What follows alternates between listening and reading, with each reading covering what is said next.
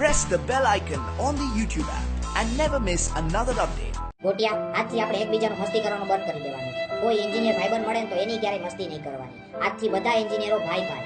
એકય એન્જિનિયરે બીજા એન્જિનિયરની મજાક ક્યારેય નહીં કરવાની. કારણ કે એન્જિનિયરિંગ ખુદ જ આપણી યારે આવડું મોટું મજાક કરી રહ્યું છે.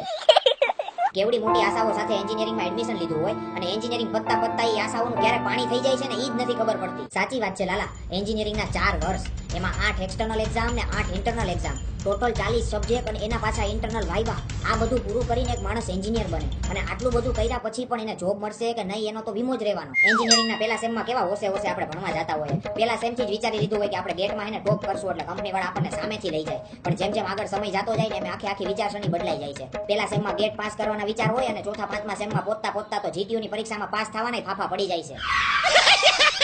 અડધા તો ચોથા પાંચમા સેમેસ્ટરમાં પહોંચતા પહેલા ડિટેન થઈ જાય છે. એ બિચારાઓને તો એન્જિનિયરિંગ 4 વર્ષના બદલે 5 વર્ષમાં પતે, કોકને તો 5 ના બદલે 6 ને 6 ના બદલે 7 વર્ષે એન્જિનિયરિંગ પતે. એ બિચારાઓનું શું થતું હોય છે હાલત, ઈ તો વિચાર કર. ડિટેન વાળી પબ્લિકને તો 22 ટોપની સલામી દેવી પડે હો. હા, અને જ્યારે રિઝલ્ટ આવવાનું હોય ત્યારે ભગવાનને ખાલી એક જ પ્રાર્થના થાય કે ભગવાન પ્લીઝ આ સેમેસ્ટરમાં ખાલી પાસ કરાવી દે મને.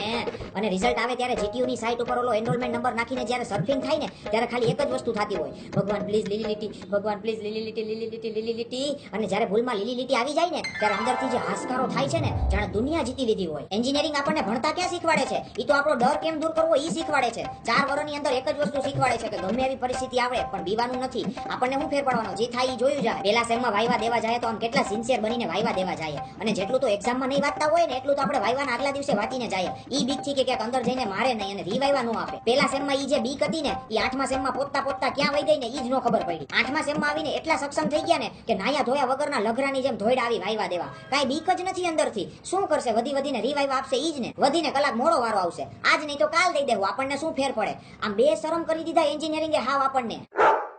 પછી તો ગેટની એક્ઝામ દેવા જાય કે ગેટનો બાપ દેવા જાય, શું ફેર પડવાનો. કાઈ બીક જ નથી પાસ થવું કે ફેલ થવું. કોલેજમાં પ્લેસમેન્ટ આવશે તો આમ ઊંચા વાળ કરીને સ્ટડ બનીને ઇન્ટરવ્યુ દેવા જાવ, શું ફેર પડવાનો. જોબ તો અમે દેવાના નથી. હાવ આવો વિચાર થઈ જાય છે એન્જિનિયરિંગ પત્તા. એન્જિનિયર બની જાય એટલે 40-50 હજારની નોકરીએ લાગી જાય એટલે જિંદગી સેટ થઈ જાય. આવો વિચારથી આપણે એન્જિનિયરિંગમાં આવ્યા હોય અને એન્જિનિયરિંગ પત્તા આખો વિચાર બદલી જાય. જોબ થોડીક કરાય, હવે જોબમાં થોડાક રૂપિયા ભેગા થાય. રૂપિયા ભેગા કરવા હોય તો બિઝનેસ જ કરાય. હવ બધા એન્જિનિયરને પાણીપુરીની લારીઓ લઈને જ નીકળવાનું છે.